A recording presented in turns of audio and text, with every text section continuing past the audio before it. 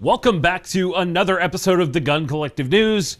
I'm John Patton, and as it turns out, the orange man ended up winning the presidential election. Not only that, but the Republicans have the majority in the Senate, and as of writing this, they are potentially going to take the majority in the House of Congress. And that would be a huge thing in terms of winning back gun rights in this country. I encourage you all to stay ready for a fight and get ready to push back and take some big wins and big chunks out of things over the next 4 years. Now, the news. On the topic of 2A victories, we'll start off in Illinois.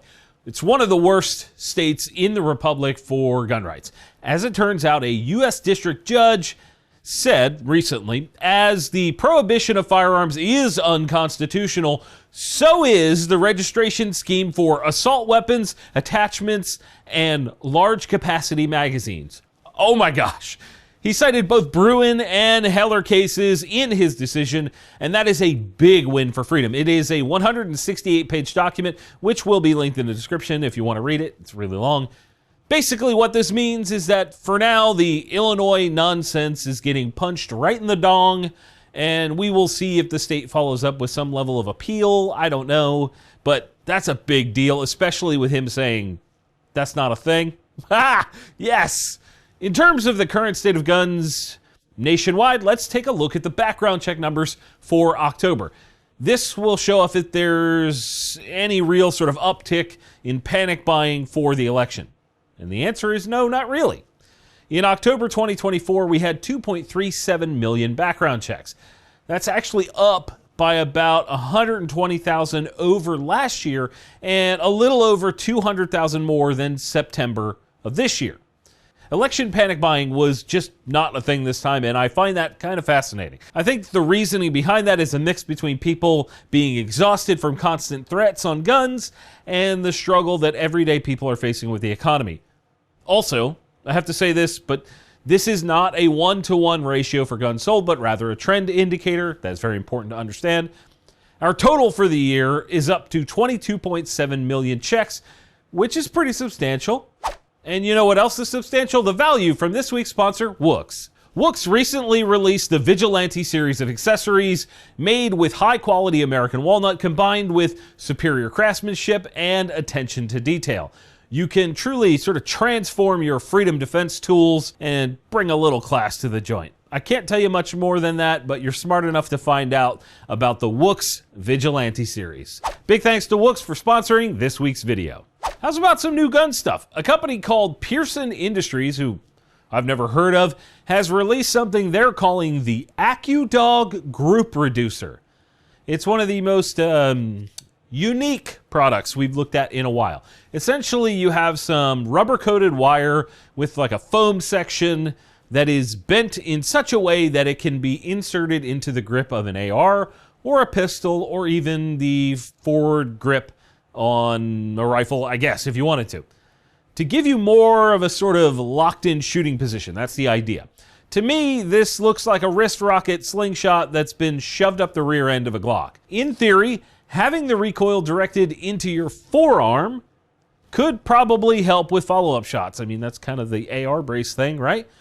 I'm not sure it's going to make sense for anything besides a range toy. I mean, they show this thing on a Glock pistol, and I'm not sure it would be something for me. I certainly don't want to, like, saddle up to my EDC like I'm going to artificially inseminate it from behind. Not only that, but there is no pricing available yet, and if it costs anything more than $10, it's just completely overpriced.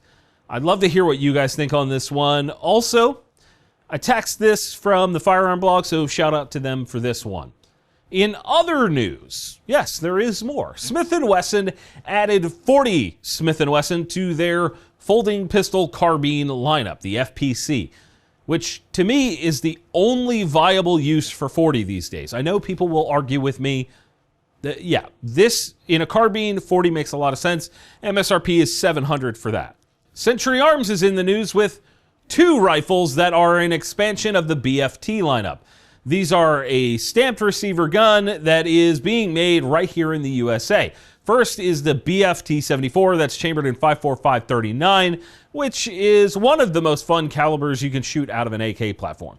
This is a pretty basic setup with a standard cap mag, from what appears to be Magpul, which is kind of funny because Sentry owns a magazine company.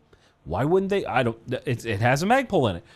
The trigger is their RAK-1, which is sort of a nicer than standard setup. MSRP on that one is $950. The other new rifle is the BFT-556, which is very similar but features red furniture for some reason, as opposed to the blonde on the other one, and uses a magazine that holds the standard amount, but appears to have some sort of speed holes in it. Oh yeah, speed holes. And it also now appears to be made by US Pump. This, to me at least, looks like they're using the front of the mag as like a spacer to get the right fitment in the receiver. I don't know. MSRP on this one is $1050.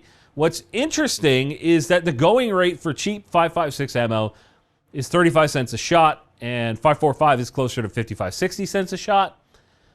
And I know there was a lot of talk about PSA's ammo company making a ton of this 5.45 ammo, but to my knowledge, that has yet to happen, and therefore we are dealing primarily with limited imported ammo still. Either one's probably fun to shoot if they're not piles of absolute trash. Sentry has had a rough history with US-made AKs. And Savage is back in the news this week, not with another version of the 110, thank Christ for that, but instead their semi-auto pistol known as the Stance. This time it's the newest version, sort of a Gen 2, and it's called the Stance XR. It still features a bunch of grip all over, a slide with some big old serrations and lightning cuts, ambi controls, and the major change here was the addition of the optic plate that they're calling the QRO, or quick release optic plate. Why would you want it to come off quickly? I don't know.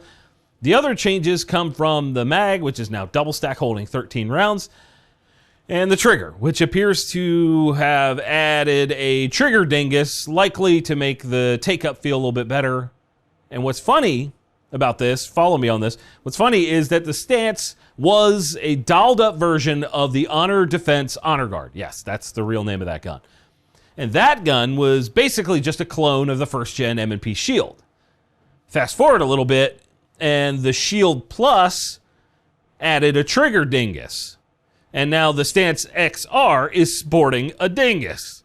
I'm not saying it's a clone, but Savage is definitely peeking over Big Blue's shoulder on this one.